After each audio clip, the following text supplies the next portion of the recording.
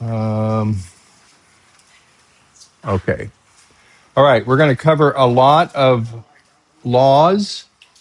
Um, you need to understand that the books of Exodus, Leviticus, and Deuteronomy in particular, those are the laws for the nation of Israel. And so the, the law in all of its forms, it relates to health, it relates to relationships, it relates to our relationship with neighbors, with government. And so it seems like there's a lot of laws here. And it's been said that there's like 660 some laws in the Old Testament. Now I don't know who made that count or what they counted as laws. But for comparison's sake, the federal tax code for the United States of America, just the federal laws, is 190,000 pages. And when you add in the state laws of the 50 states, you're looking at from 1 to 5 million pages. So these laws here that we're looking at, they're pretty basic. And it would be up to the judges in Israel to determine how to apply those laws.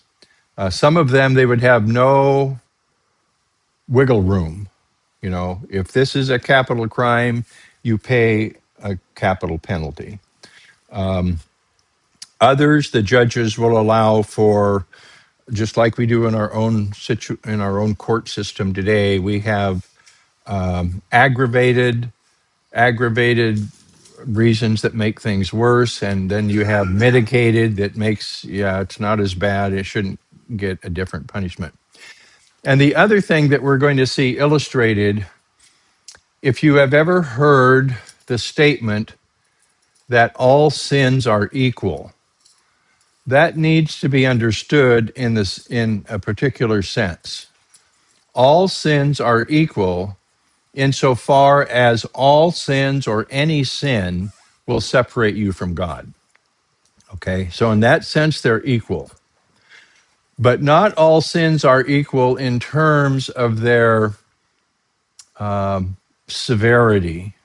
Some are worse than others. Okay, it's like Jesus commented to his disciples one time. I can't remember who they were talking about, but he says, "Do you not think that these people are worse sinners than you are?" And so he uses that comparative term. And we'll see in these laws here that some of them require the death penalty. So you determine the severity of a law by the consequence, okay, or by the penalty. And the penalties reflect how that sin influences other people. That's a big part of it, okay?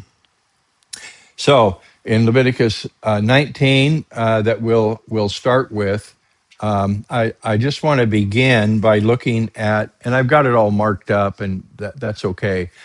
I want to look at just the first two verses right now, because this is the introduction.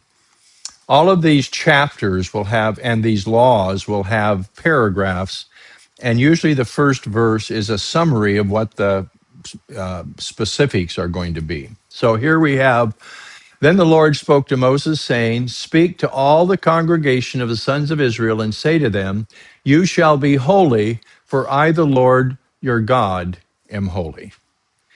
Okay, now what does that mean to you? Let's say, you shall be holy because I, the Lord your God, am holy. What do you get out of that? First of all, God wants me to be like Him. Good point. God wants us to be like Him, to reflect His character. Okay. Um, Pardon? And we're made in God's image, and we're supposed to display that. Yeah, yeah. The key theme in the book of Leviticus is holiness. You'll see the word holy. You'll see related words, sanctify, that means to cause one to be holy, sanctuary, a place of holiness. And, and these laws are intended to display Israel as a holy people, okay? And the basic foundational concept of holiness is to be distinct from all that is common. So we'll see in a couple of these laws here, the opposite of holy is profane. And the word profane is just simply a word that means to be common. All right. And so as a holy people, we are not to look like, nor behave like, nor believe like the common realm of humanity, if you will. Okay, so that's kind of the concept behind holiness. Leviticus 19:2, you be holy because I, the Lord your God, am holy. That statement is in Leviticus 11:44. It's in Leviticus 20, verse 7. It's in Leviticus 20:26. It's in the New Testament in 1 Peter 1:16, where the saints of the church we get that same command. You are to be holy because I, the Lord your God, am holy. Okay. So this is all about holiness in all areas of life now. All right. Now, this is their law code. And in our law code, we have what's called a separation between the church and the state. And what is that all about? What is that separation of church and state? What is that saying?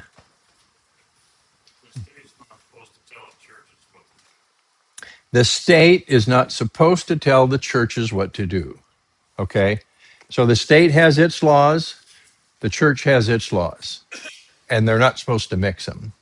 And the church is not to intrude into telling the state what to do. It works both ways. In Israel, in the book of Leviticus and in the Old Testament, there is no church state separation. All right. These laws that apply here apply to all those that are in Israel, whether you are a resident, one of the 12 tribes, or whether you are an alien that has come in to live within the borders of Israel, whether you're from any of the tribes or not, if you are a part of this people, you are obligated to obey its laws. All right. And that's important because a big issue in our society or our culture today is this influx of people from different nations and cultures and backgrounds and religions who have made up our country. And yet they don't always want to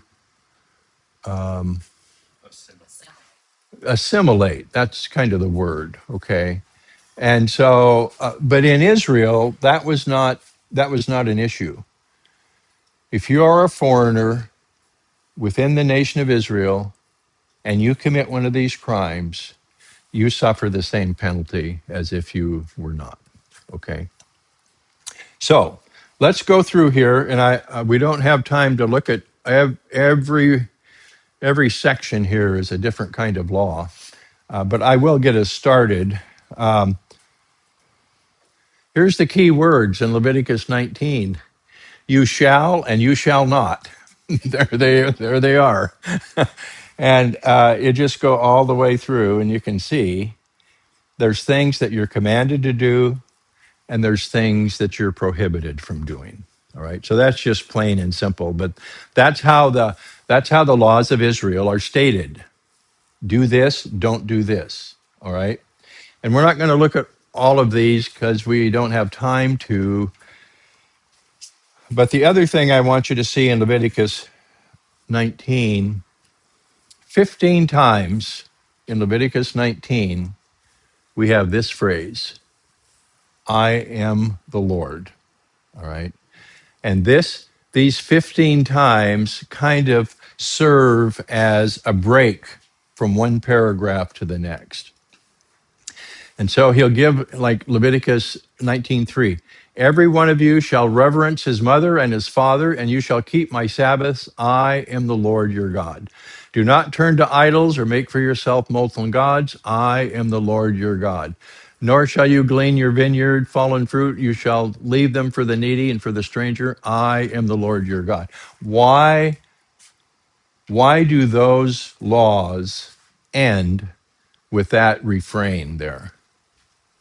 What does that statement add to the command or the prohibition? Authority. That's right. I am the Lord your God. All right. And as the Lord is not just their God, he is also the judge. Okay. Yes, that's exactly you can see this in a couple of different ways, but warning is one of the ways that you can see it. Okay. I am the Lord your God. In other words, obedience is expected. Now, let's just quickly go through here, okay? In Leviticus 19, at least 5 of the 10 commandments are repeated here. All right. So I'm just gonna read. Okay. Do not turn to idols or make for yourselves molten gods. I am the Lord your God. First commandment, right off the bat, right there. In Leviticus, starting, in it's interesting here in verse 4, this word for idols, the Hebrew scribes had a sense of humor, kind of. This is not the typical word for idols.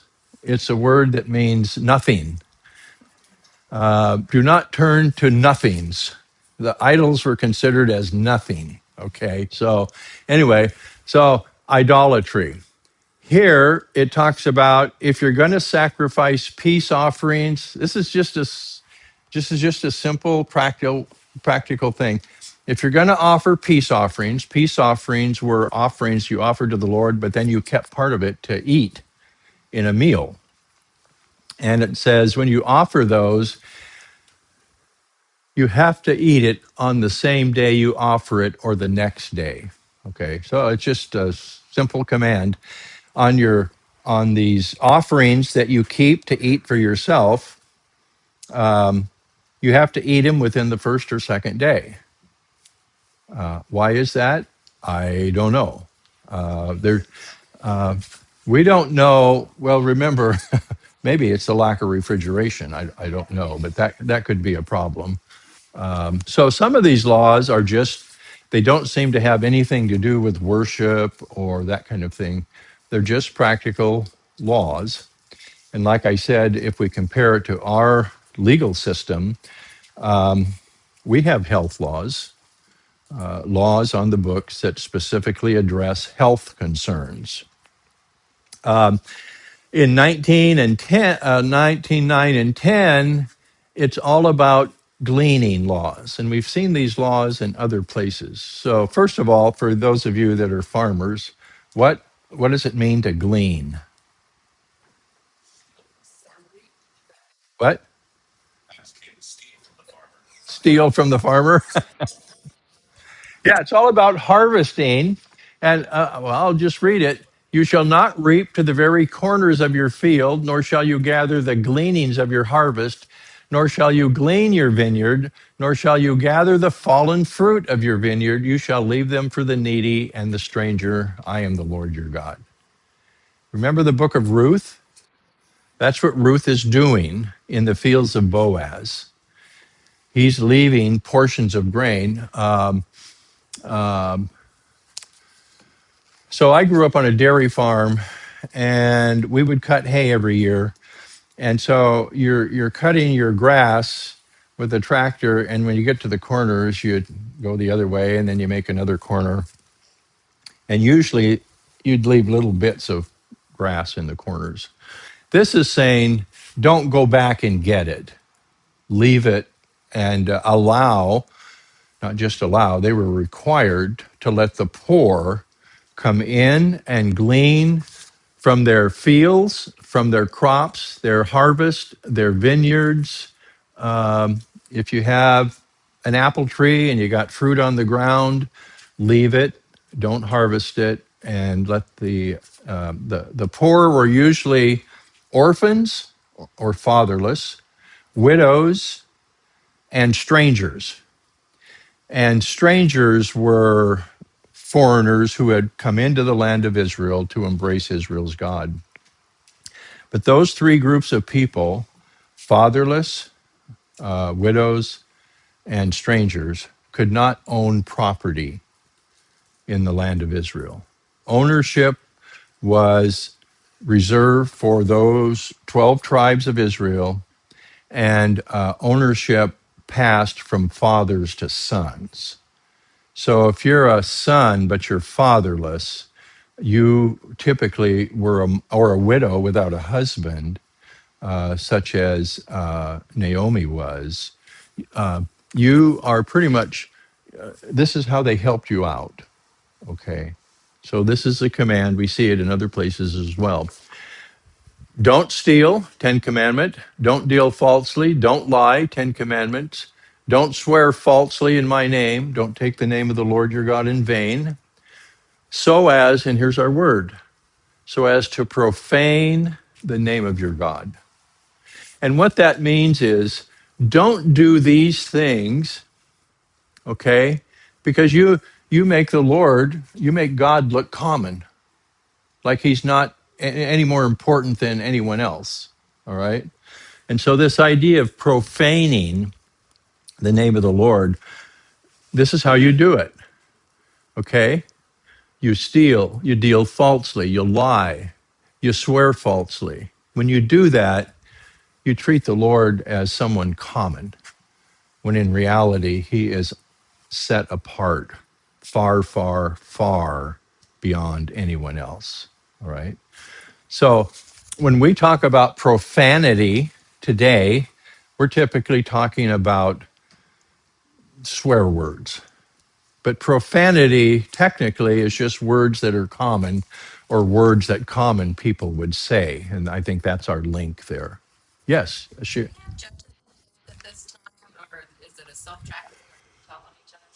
At this point in time, this these commands are given to the Levites so that they can teach the people the difference between the holy and the profane. Yeah.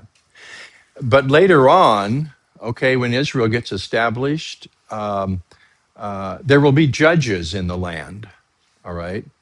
But again, right now, the people are to be taught these things by the priests, the Levites. Okay. And again, we've seen this earlier in Leviticus. For the Levites, their purpose is to teach the people the difference between what's holy and what's common. Okay.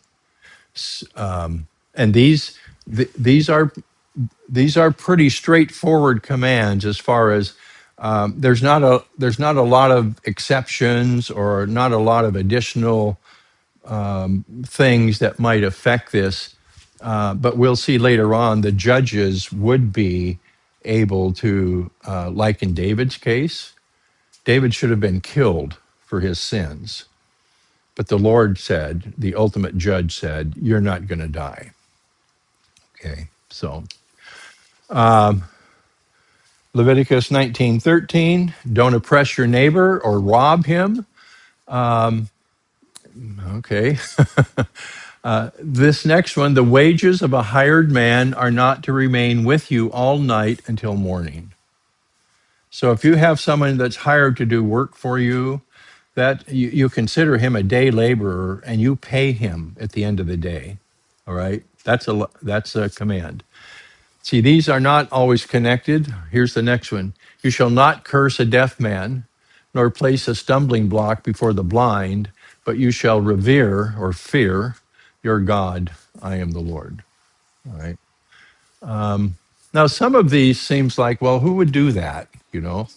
But anyway, people would, maybe just for the fun of it. So, but notice here, this is all about your neighbor. Okay, there's a section there. You shall do no injustice in judgment. You shall not be partial to the poor, nor defer to the great, but you are to judge your neighbor fairly. All right.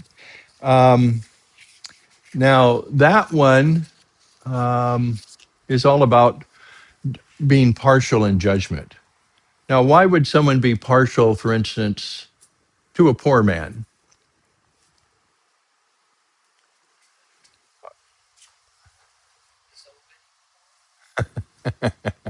We see this today in today's courts as well. This is saying if there's a law, you have to execute it, whether the person is rich or whether they're poor.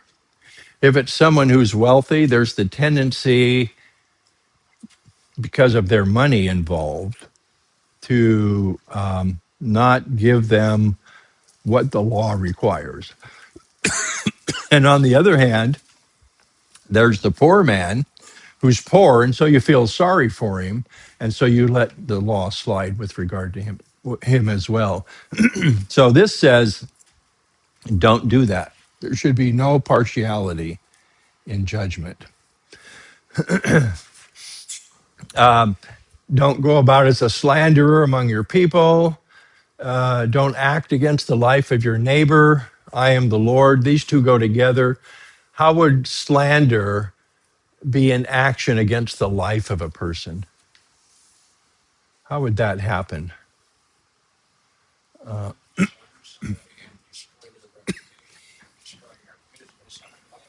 Yeah, if you slander someone, you can destroy their reputation, their business, their livelihood. Remember was it, whose vineyard was it that, Naboth's vineyard. Remember that? King Ahab wanted it. And Jezebel said, well, just take it, the queen. And Jezebel set up false witnesses who slandered Naboth and said he blasphemed the Lord. So they killed him. And then Ahab took his vineyard. Okay. That's the connection here.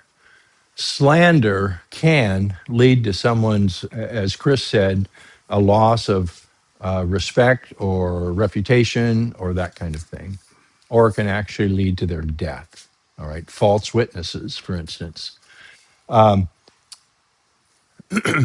You shall not hate your fellow countrymen in your heart. You can surely reprove your neighbor, but you shall not incur sin because of him.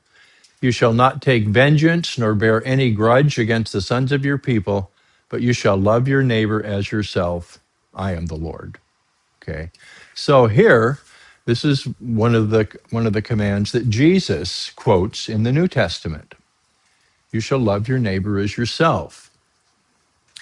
Don't hate him. You can correct him, but don't take revenge, don't bear a grudge. All of these we see repeated in the New Testament as well. All right. Vengeance is mine, I will repay, says the Lord. Okay. Now, here's an interesting one here. You are to keep my statutes. You shall not breed together two kinds of your cattle.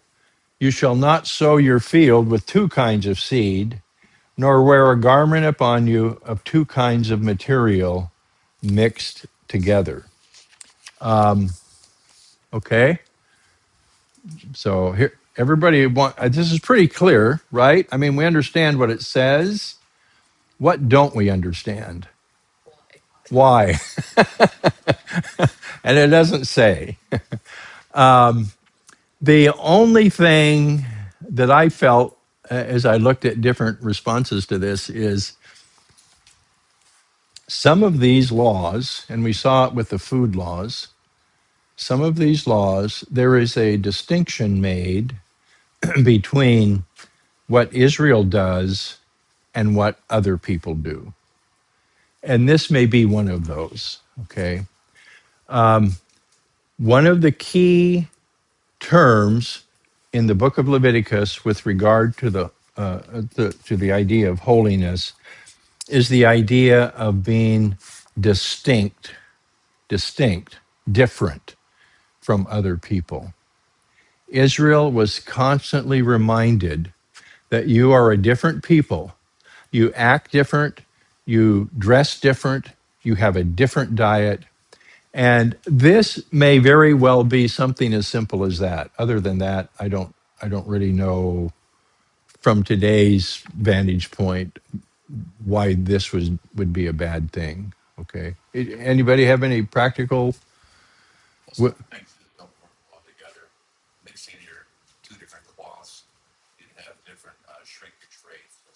Okay.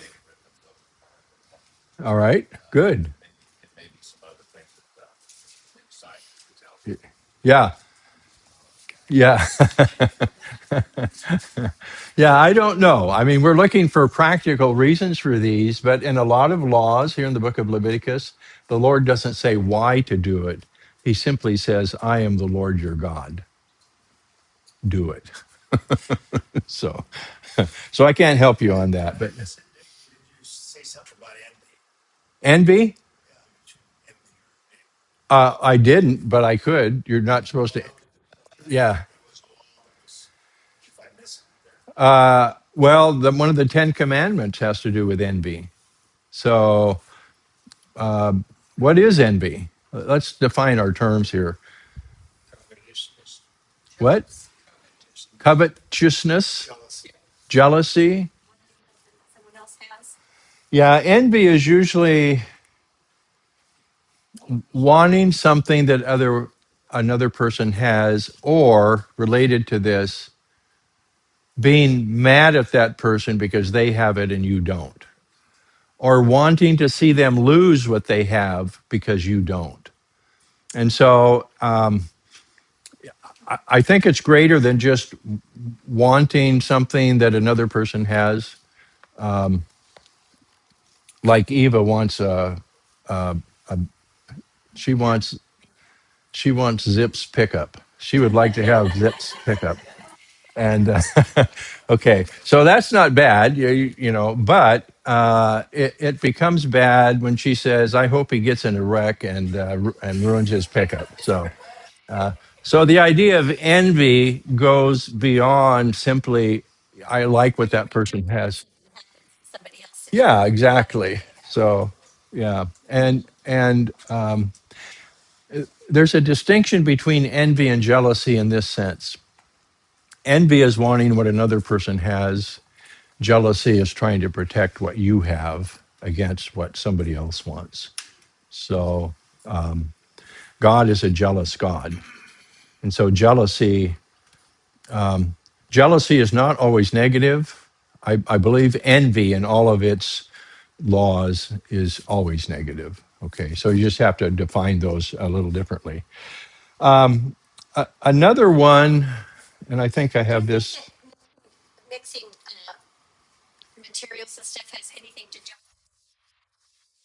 Yeah, well, I think that's the same thing. Yes. Yeah.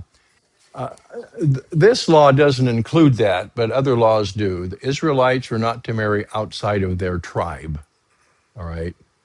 Not just outside of their nation, but outside of their tribe. The men were supposed to stay within their boundaries, so to speak. This is repeated in Deuteronomy. You shall not sow your vineyard with two kinds of seed, or all the produce of the seed which you have sown and the increase of the vineyard will become defiled. Now, it doesn't say why, it just says it does. And Deuteronomy, you shall not wear a material mixed of wool and linen together. So here it's actually specifies in Deuteronomy what the materials are. And that might make a difference too, because I don't know what happens if wool and linen are.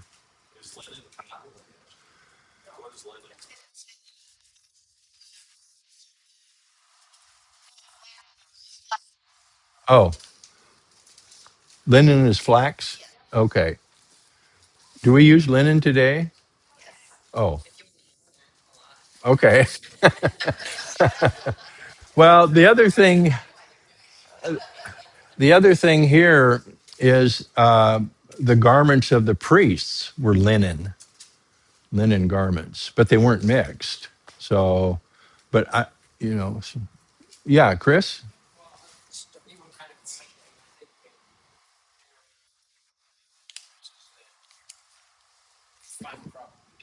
Hmm.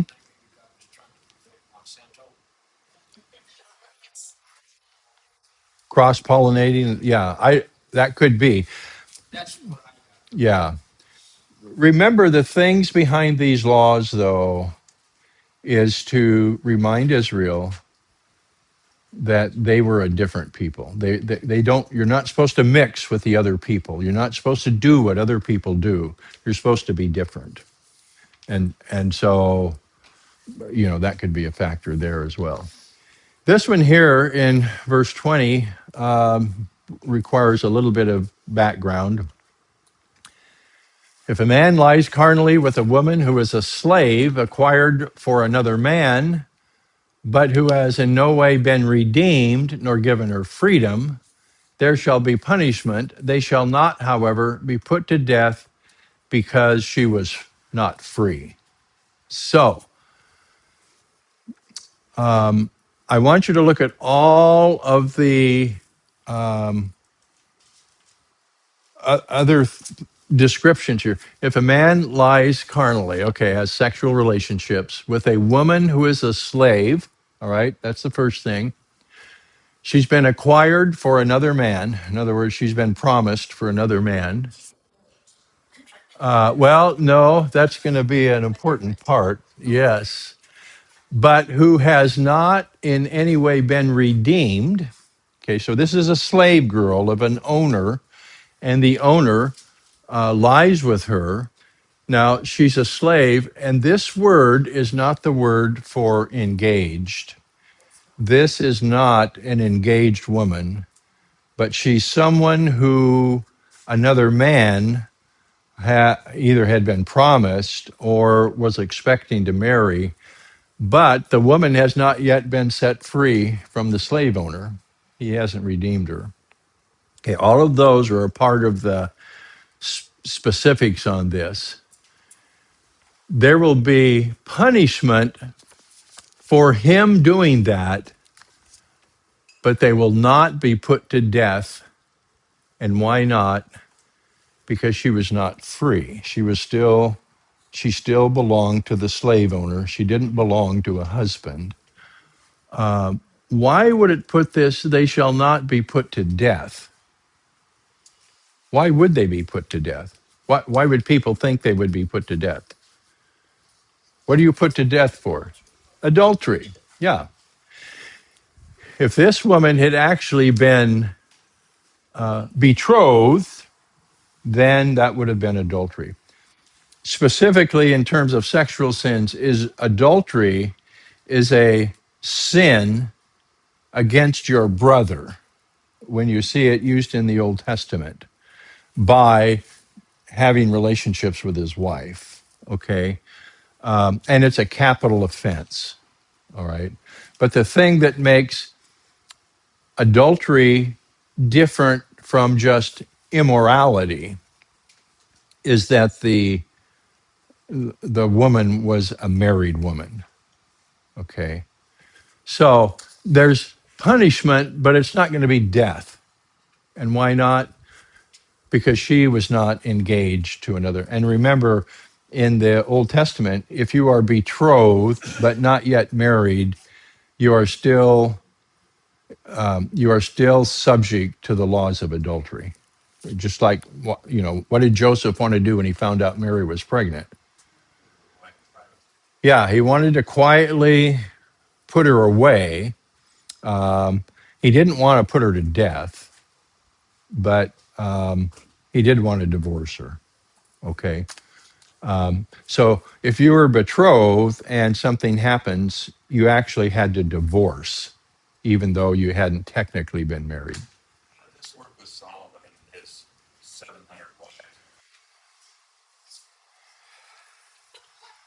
How does it work? Um, um, I don't know. Most of the kings of Israel had multiple wives, David included. Some of those wives, and I think I've explained this before, were for alliances. And here's how it worked, not just in Israel, but in the ancient Near East. If one king conquers another king, all right, the conquering king would take the daughter of the conquered king as a wife. And one of the reasons for doing that is to keep the conquered king from wanting to retaliate. All right. And you see that in Solomon's wives. Where did they come from? It says they came from the cities of the nations surrounding Israel.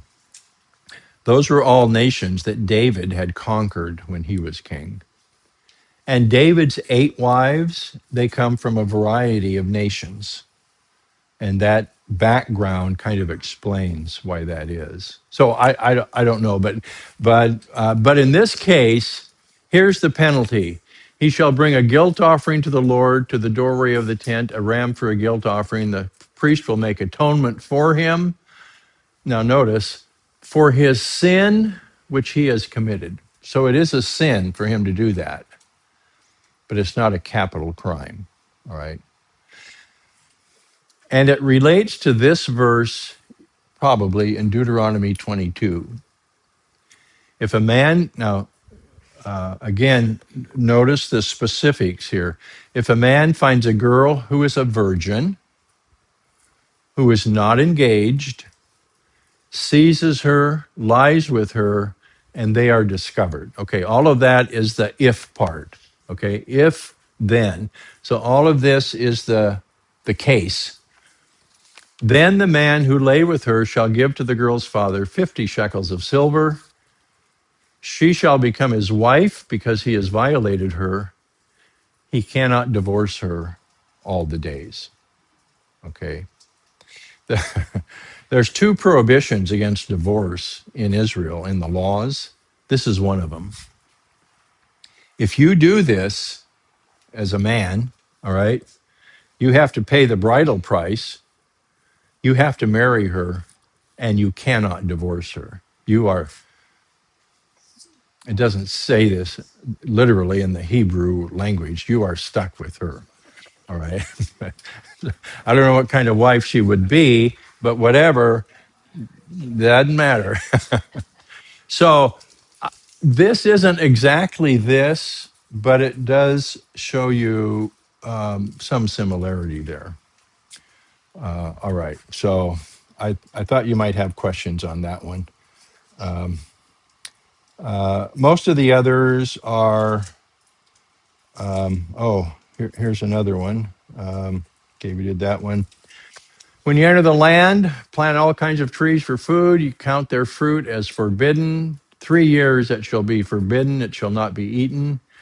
On the 4th year, well, it's not on here. Yes, it is on here.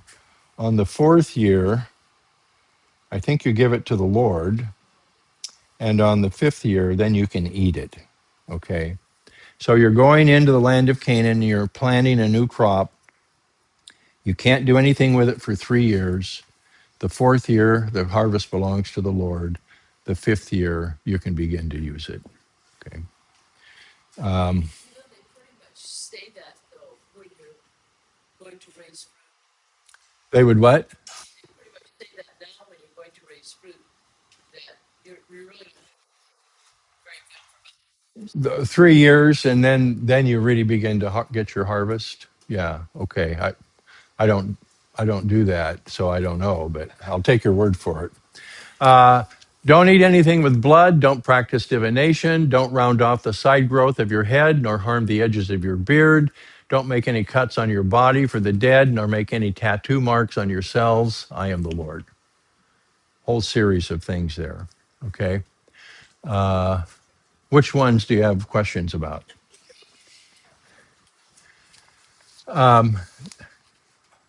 Okay, this part here is important.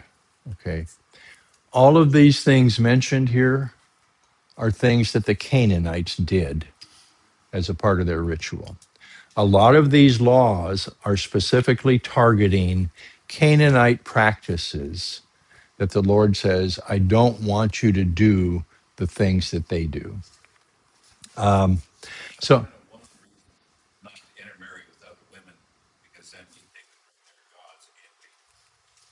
yes. And that was Solomon's sin. All right. Um, uh, Boaz was able to marry Ruth, who was a woman from another nation, but Ruth had embraced Israel's God. Solomon married women, and it says, because of his love for them, they turned his heart away from his God to their gods. And that was really the prohibition there. This doesn't mean that you can't trim your beard or, cut your sideburns.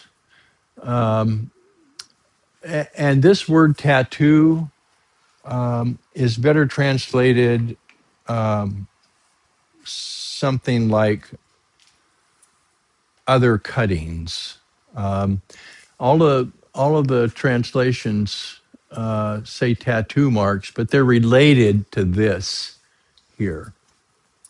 So I'm not trying to make a case for tattoos because I still think what I think, but whatever. But again, keep it in the context here, okay?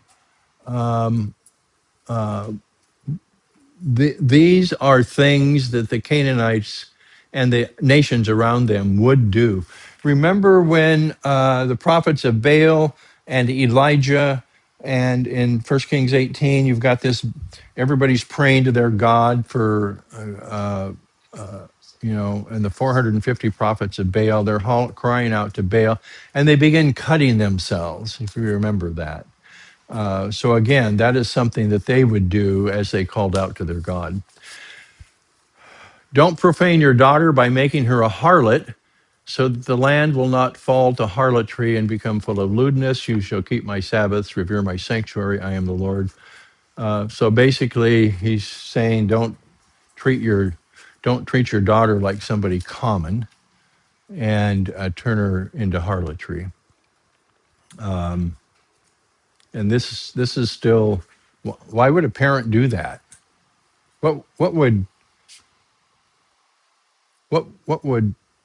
motivate that? Money. Yeah.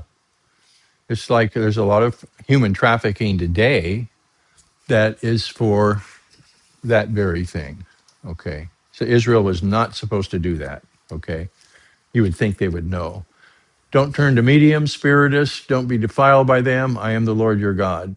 You shall rise. I like this one. You shall rise up before the gray headed and honor the aged. Okay. So put that tattoo on if you're going to do that. And you shall revere your God. I am the Lord. So again, this is just honoring. You see this in other places as well. When a stranger resides with you in your land, don't do him any wrong. The stranger who resides with you shall be as a native among you. You shall love him as yourself, for you are strangers in the land of Egypt. I am the Lord your God. So when strangers or immigrants came into the land, you are supposed to not wrong them or oppress them. You shall love him as yourself. Why? Because you were aliens in the land of Egypt. Okay, so he's often reminding them where they came from, the land of Egypt. Okay. Here's one. You shall do no wrong in judgment, in measurement, or weight, or capacity. You shall have just balances, just weights, a just ephah, a just hin. I am the Lord your God who brought out of the land of Egypt. So this is just talking about when you're going to McKay's and they're weighing your vegetables. Okay, the scale has to be. Don't be a cheat. Yeah. So, but again, I mean that's what people do to gain an advantage. It's all about doing the right thing. Okay. And so 19 ends with, you shall have, or excuse me, 37, you shall observe all my statutes and all my ordinances and do them. I am the Lord. Okay. Yes. Far fetched, maybe, but this the gray haired peasant.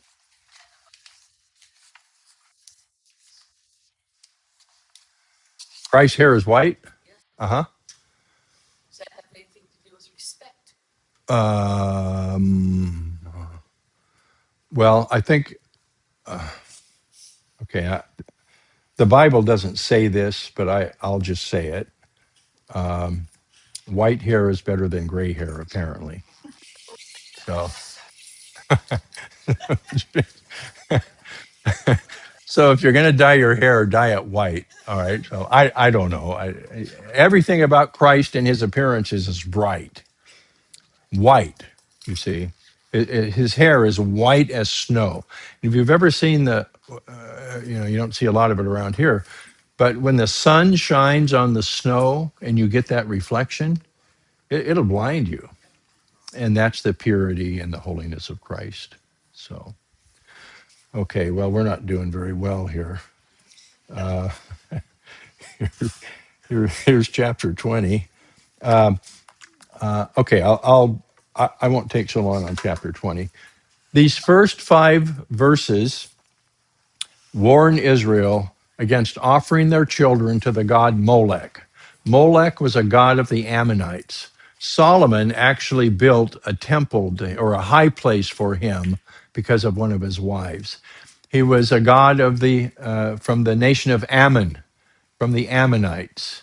And what they did that was especially horrendous, they burned their children as offerings in fire to Molech. Okay, so don't do that. Okay, y- yeah, you don't want to go after that. Um, don't we've seen this? Don't turn to mediums and spirits. You shall consecrate yourselves, therefore, and be holy, for I am the Lord your God. Keep, I am the Lord who sanctifies you. Sanctify is a word that means to make or declare holy. If you curse your father or mother, you are put to death. All right. Um, well, speak for yourself. No, you're right. Yeah, and let's understand though what cursing is. It's not just saying a bad word to them. Cursing is taking an oath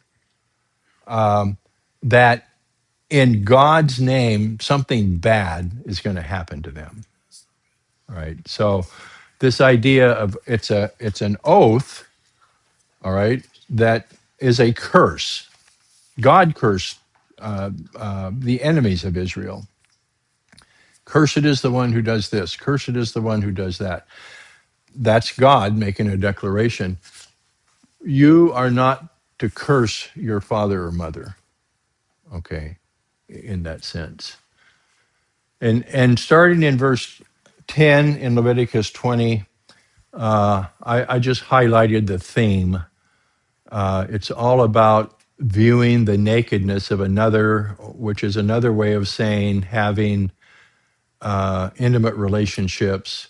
And if you notice in purple there what the penalty is in all cases, death, death, death. There's different sins here being mentioned, but a couple of them here, they don't die, they will die childless. The Lord will strike them so that they can't have children. Sexual sins in the Bible are prominent in the sense that in the laws, they are mentioned quite often. And in part, it's because of the surrounding nations. Okay. This is how they behaved. This is how they intermarried. All right. And the Lord is saying, you will defile the land if you do that. Don't do it. And if people do it, the judge is to declare a death sentence for that. Okay, that's how. And I say that again. The commands that bring the death sentence are the most grievous sins on the land, and so the Lord takes those much more seriously than we do, to our shame. Um,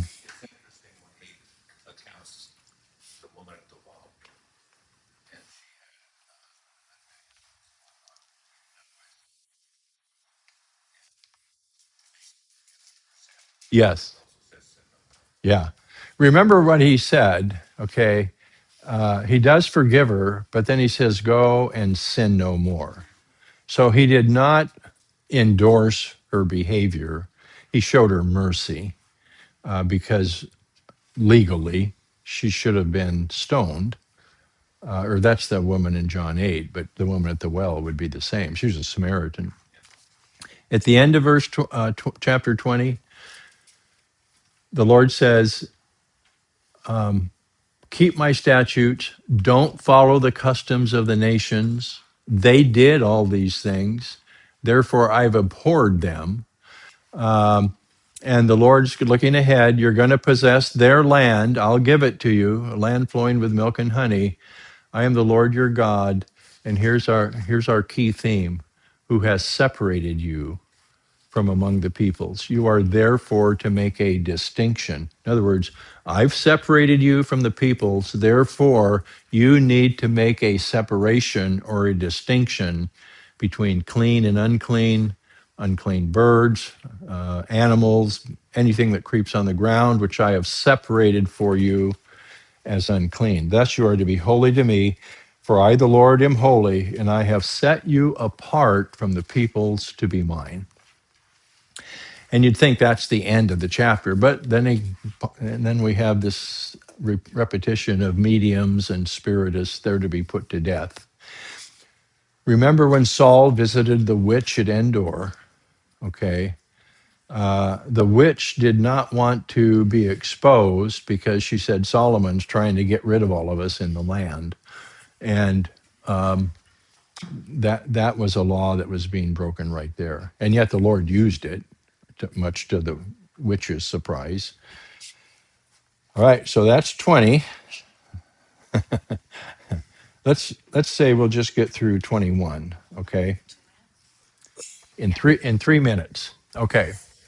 Leviticus 21, this is strictly for the priests. And what this paragraph is, when a relative of yours dies, all right, you are not to defile yourself for that dead person. Remember, you would defile yourself by contact with their corpse, if you will.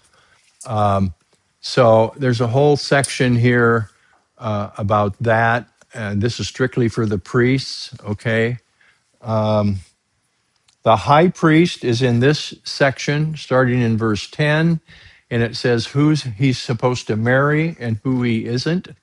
Um, um, if one of his family member dies, he's not to uncover his head or tear his clothes. He's not to approach any dead person, defile himself, even for his father or mother. Then he shall take a wife in her virginity, a widow or divorced woman, or one profaned by harlotry. These he may not take, but rather he is to marry a virgin of his own people, so that he will not profane his offspring among his people. I am the Lord who sanctifies him. Strictly for the high priest here, okay, stricter requirements. And then down here, nobody among the priesthood who has a defect is qualified to enter into the presence of the Lord in the holy place. Okay. And so you see here in this last section here, I've tried to highlight for you defect, defect, defect, defect, defect. Okay. Defect. In other words, a physical defect would make it appear that the best was not being presented before the Lord. Okay. The defect could be,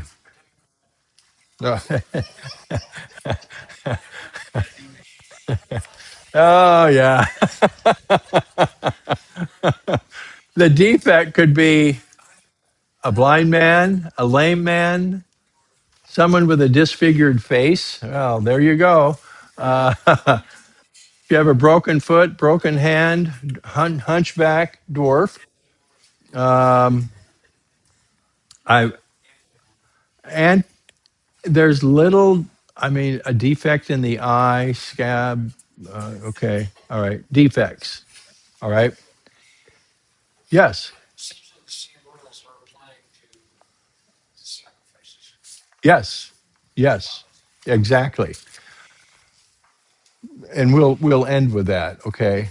There's certain sacrifices that were not to be offered, and those were animals with defects.